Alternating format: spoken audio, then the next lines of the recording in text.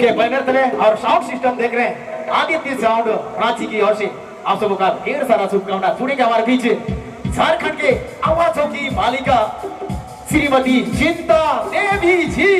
जोरदार जोरदार ताली होनी चाहिए। चलो नाचे वाला गीत बड़े चल तोरे कर पसंद वाला गीत के मैं में से वाला हूँ नया वाला ट्रेडिंग वाला।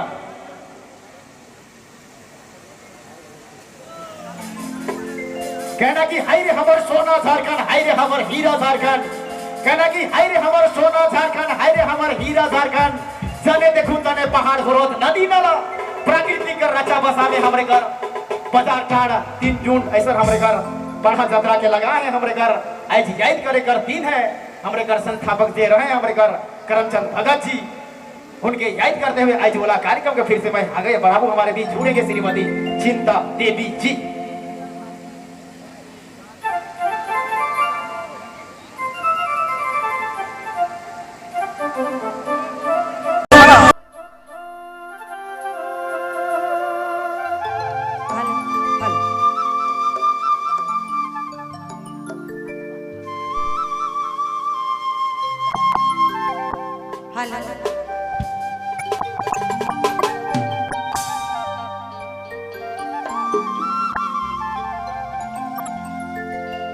तो ले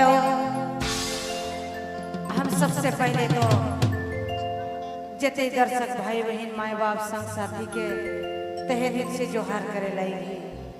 संगे संग हमार सजिंदा भाई मन के, साउंड मास्टर के, कैमरा वाला भाई मन के और यहाँ कर मेहमान गोतिया सबके तहे दिल से जोहार है।